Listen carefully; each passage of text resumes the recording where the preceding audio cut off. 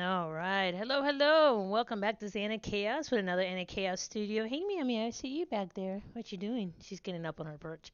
Okay, so today is technically kind of a redo. I originally made this video about like 3 weeks ago, and I had it posted. I want to make sure I had continuous content, and then I didn't realize that my machine did not record any of the audio. So I was streamlining stuff. I posted it up.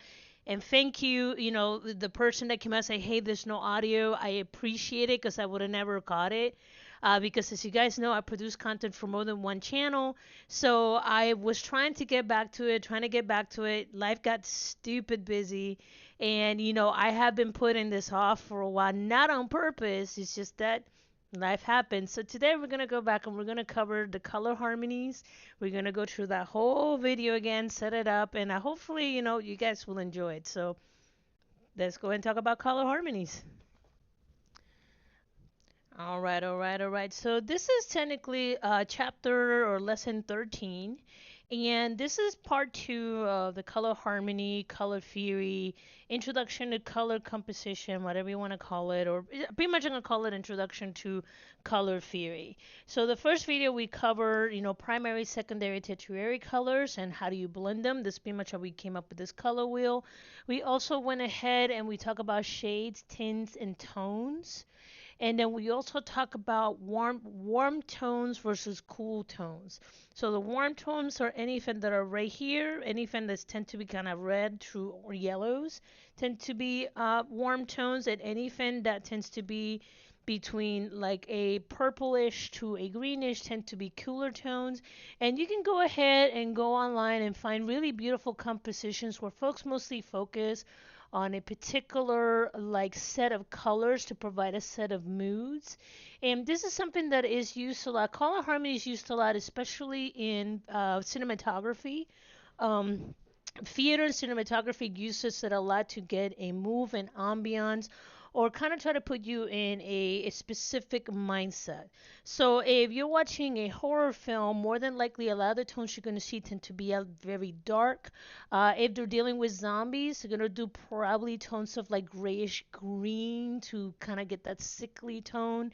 If you're dealing with something that tends to be very like mechanical, or steely, then you're gonna have more blue tones to it. If you have something that is more energized or supposed to be more has more energy to it, you're gonna see more gilded tones such as yellows and oranges, so on and so forth. So, but color harmonies is something that we use all the time in order to kind of portray, mood, a tone to a particular image. Now, what is a color harmony? So, a color harmony, for most part, it is technically a formula that explains common color combinations that are pretty much pleasing to our eyes. Like we see it, whether we subconscious or unconscious, excuse me, was it conscious or subconscious?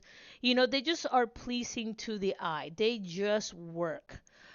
So pretty much today we're going to talk about a couple of them. It's going to be monochromatic, complementary, analogous, triadic, split complementary, rectangle, and square.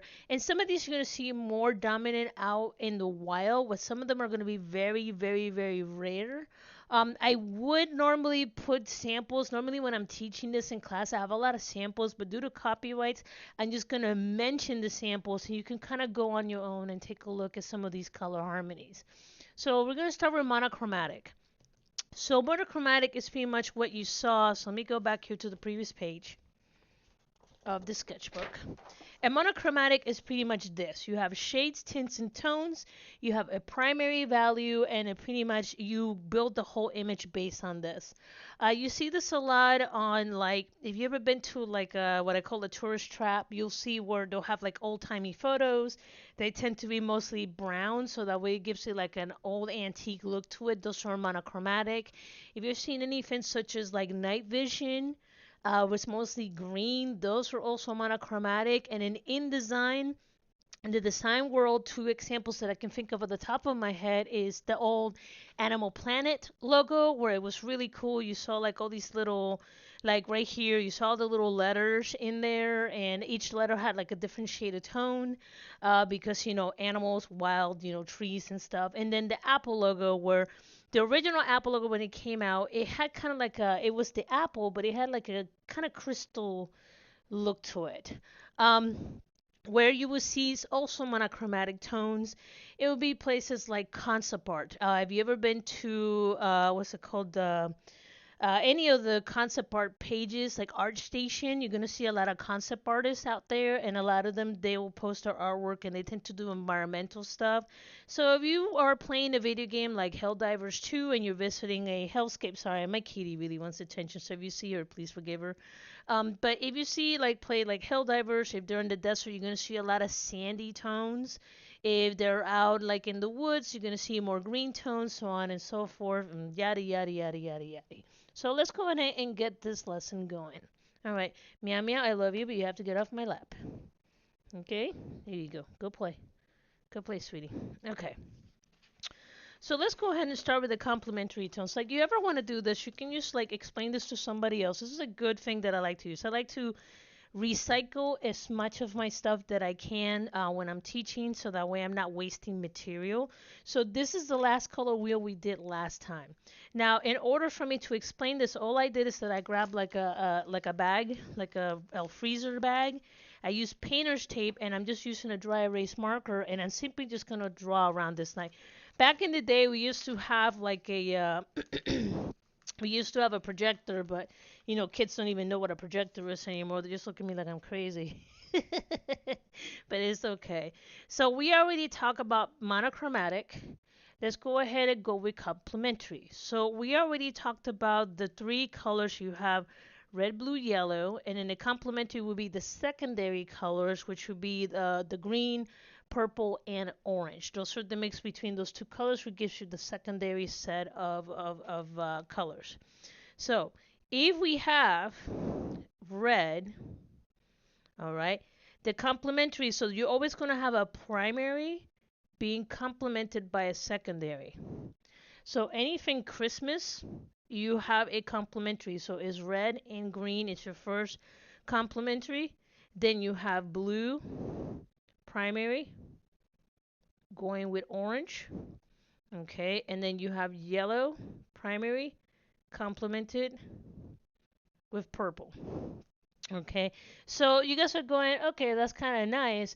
What does this mean? Well, if you ever like any sports teams, you see that a lot of them use normally between mostly 2 to 3 tones. It will be a complementary set of colors, and then they'll use either white or black in order to solidify their logo, or they only use the complementary tones themselves. One of them will be like, I believe they're a hockey team called the Oilers. There's another one called the Los Angeles Lakers, is a basketball team. The New York Islanders, they use blue, what is it, blue and orange. New York Knicks, again, another blue and orange tone. So a lot of sports type logos will use complementary tones. It's just, it works. You always have a primary tone and you have a secondary tone, and it's clean and simple, and it's easy to mass produce, because think about it, these folks are printing these logos on everything. On everything. So that, for the most part, is complementary tones. So just remember, you have a primary, so is red with green, blue with orange, and yellow and purple. That is your complementary colors. Now you will also find these if you go to like looking at movie posters. You could Google some of these examples.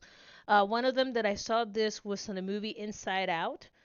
They did a couple like standalone characters for each one of the personalities, and you really look at it, a lot of the characters they were complementary tones. So if they were like green, they will have kind of like a reddish, so it'll be, okay, let me see, it's like somewhere like this. So it'll be like a violet red, it will have like a yellowish. It'll be, instead of being the main, it'll be just a little bit off, but they're still complementing each other.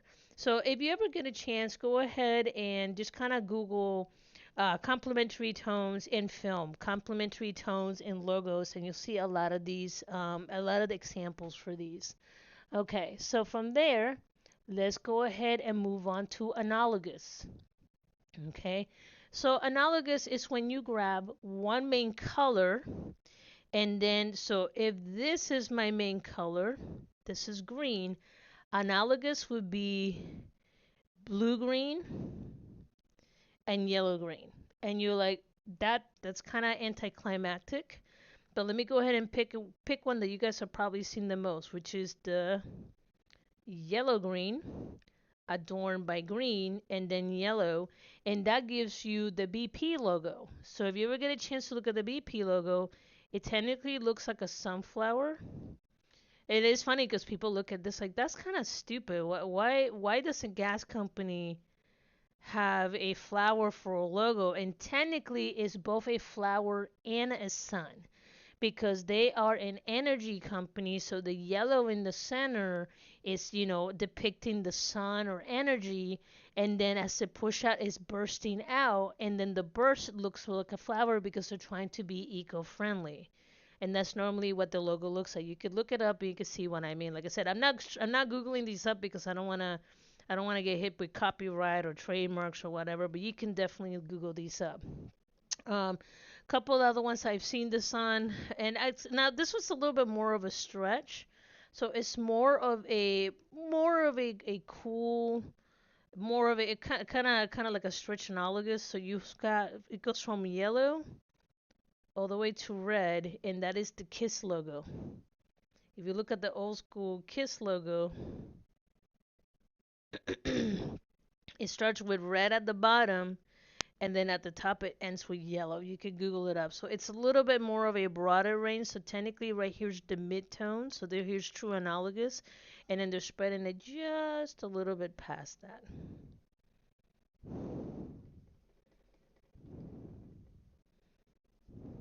No, man.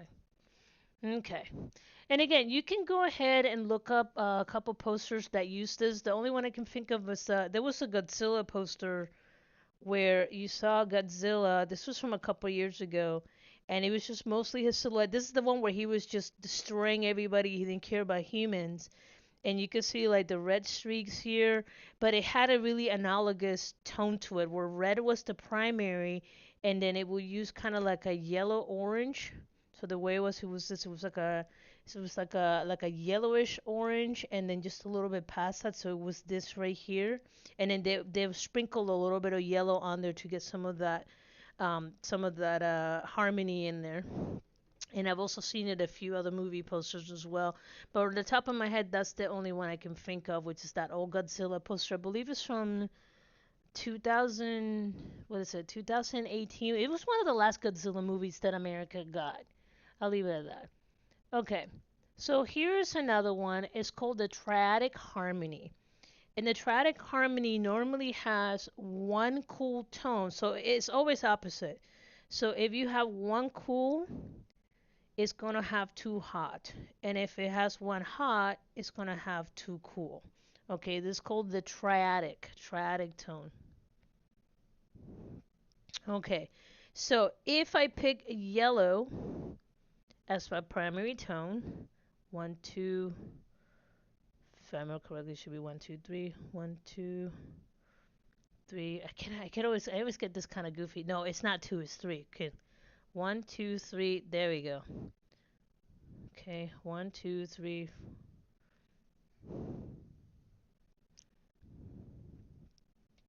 So we have one cool, which is blue, and then you have two warm, which is the red and the yellow. Okay, so let's go ahead and flip that around. If I do the purple violet, one, two, three, it will be the green, one, two, three, and then it will be the orange. So this would be a good example of triadic. What's a good example of a triadic logo? Pretty much the Burger King logo. Let me explain. So you have one tone. So you have the red. One, two, three. You have the blue. One, two, three. Right there's the yellow. So if you look at the Burger King logo, it's got like a bun, And it says, got the logo right here, is the letters. Okay, it's in red. And then there's a bun, and then you have a swoosh that goes around it. So at first glance, it's mostly primary colors.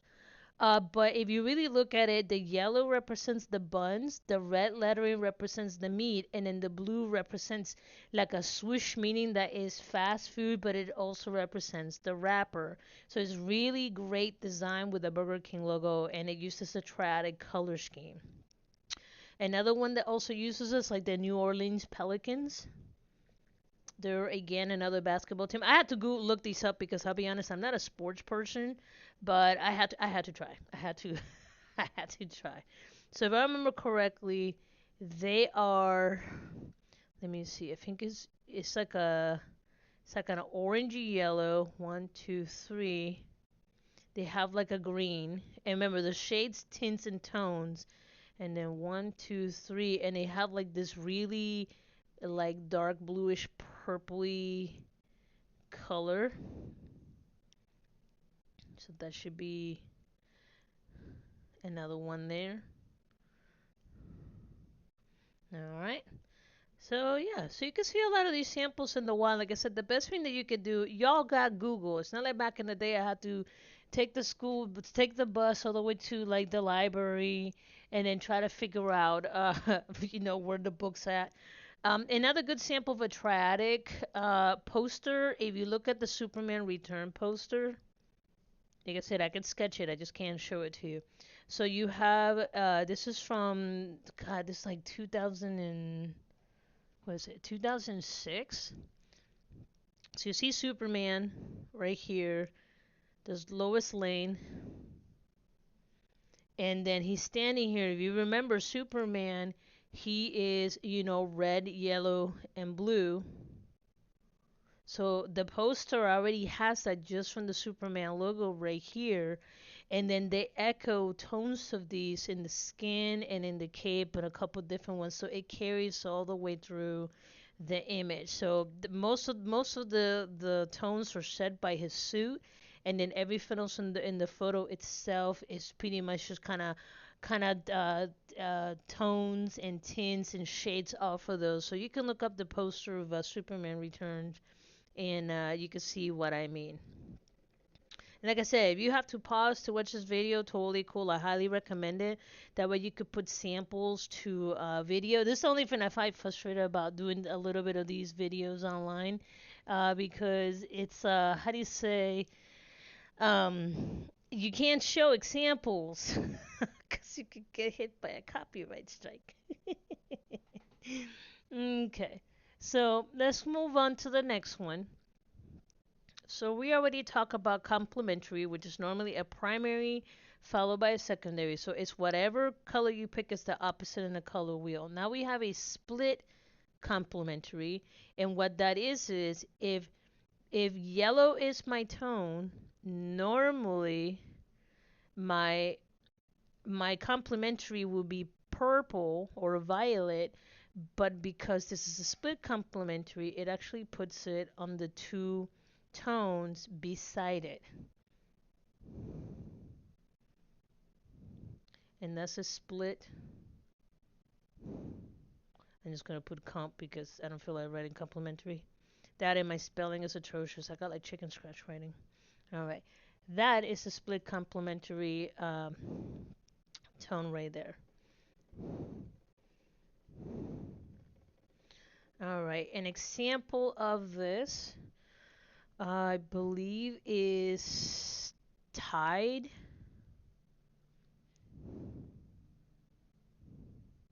So it should be. Let me see.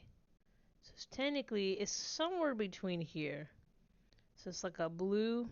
It's like a bluish purple. It's not quite blue, but it's somewhere around here. It's like just close enough to be in blue violet.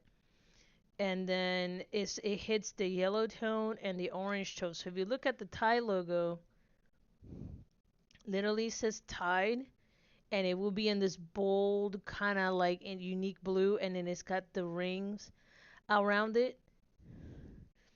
And and it's brilliant because the blue is how you have the colors behind it, which is like bright, but then your eyes only focus on the word tide. That's an E, not an A. That's what happened to my dyslexic butt.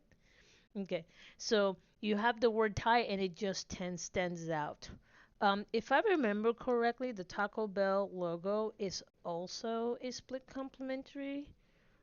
If I remember correct, they are a what is it? It was like a pink.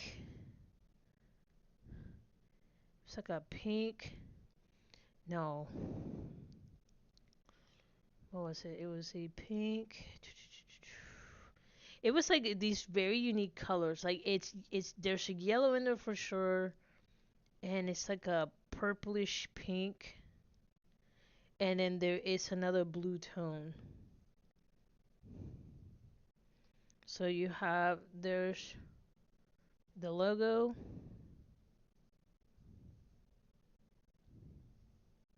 bong. Okay, and you got Taco Bell. The bell itself stands out because it's this pink tone right here. Most of the body, including the little positive negative space here, this is mostly with the dark blue. And then you got the little gong here, the little, I don't know what the professional term for that is, the little bell part that is yellow, but it's mostly these two tones here, and the focus is because it's a bell that it's ringing, because that's part of their branding is the ding, so they put only that portion in yellow. Like I said, just look these up. And like I said, if you get bored, follow along. If you have new ones, follow along. In fact, if you find other samples or great examples of this, please let me know. I'm always kind of trying to find some good examples so when I'm explaining myself, I can remember them. Okay. So here is where it starts getting kind of screwy, and this gets really, really messy. So this one's called a rectangle harmony. And a rectangle harmony, I have never, I've seen them in paintings, but I never seen it on logo design. Okay, so if you never seen a logo on this, it's not you. I never seen it a good logo that represents, and all that it is it's a rectangle. You pick a point. In this I'm gonna pick orange yellow. Gonna skip one over. I'm gonna go down, and there you go. Okay, so you pick a starting point, skip one, go to the next one, and it's literally a rectangle. You can move it around, and it will give you a combination of the tones. So you will always gonna have two warm tones and two cool tones, no matter which way you turn it. Okay, so there's that right there. And again, I've not seen any good logo examples of that. So if you have any rectangle, please let me know. I would love to get some new. I guess the only place that maybe I can see it is some of the anime characters, but to be honest, I'm not that anime characters are complicated.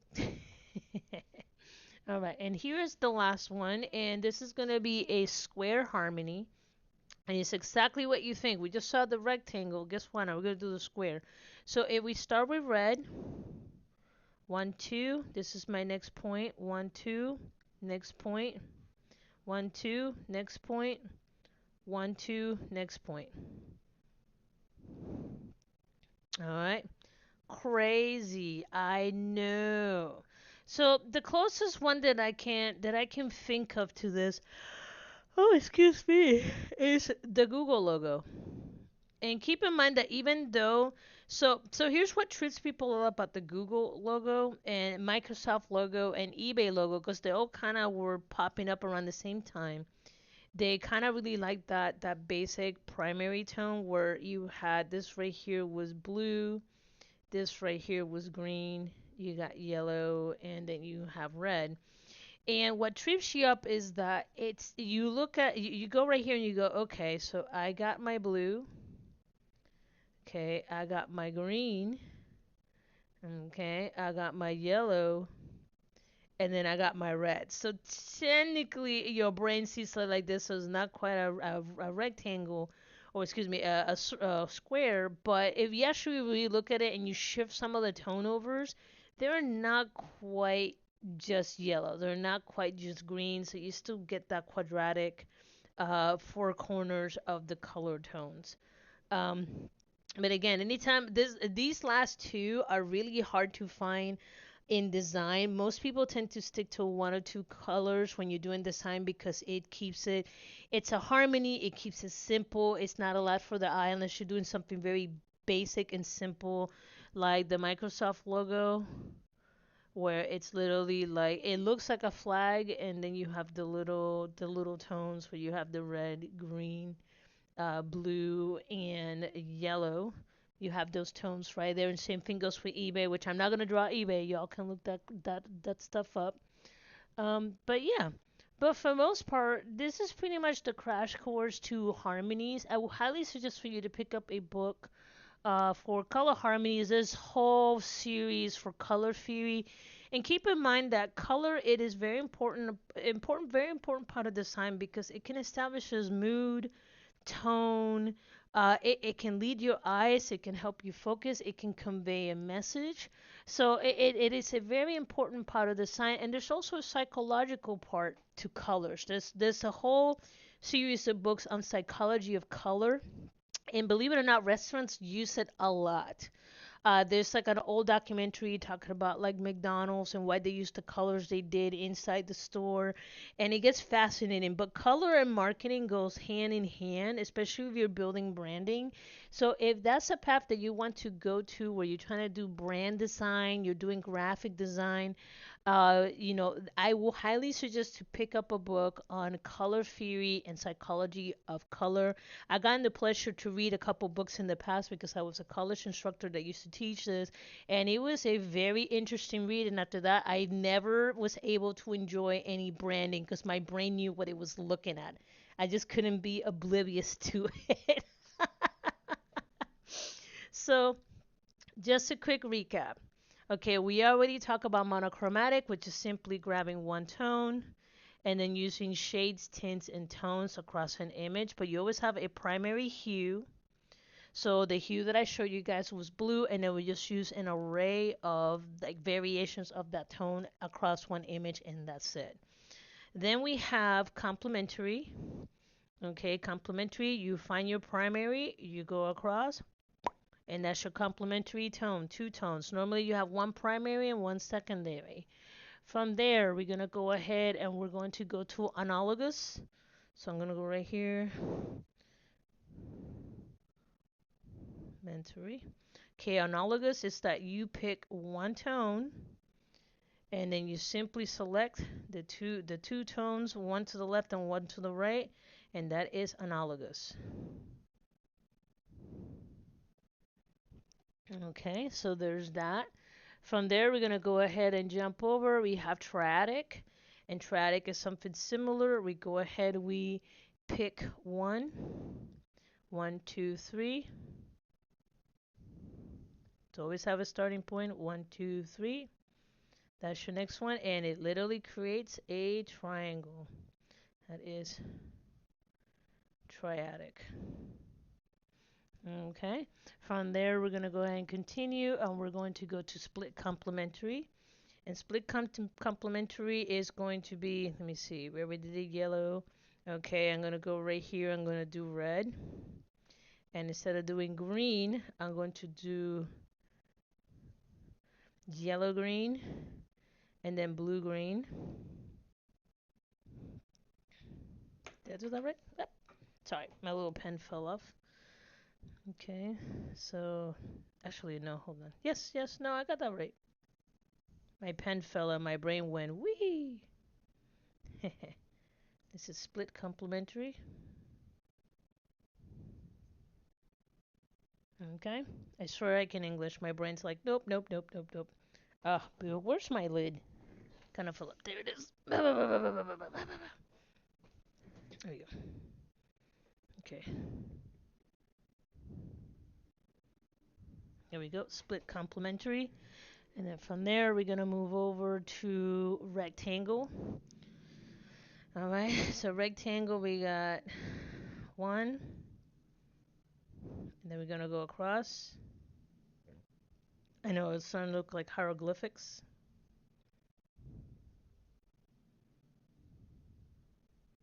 Rectangle. And then we have square. Square is our last one. Alright, and I'm gonna pick on this color because we haven't done much with it. So it's one, one, two, one, two, one, two, and there is my square. Follow me for more alien hieroglyphics. No, just kidding.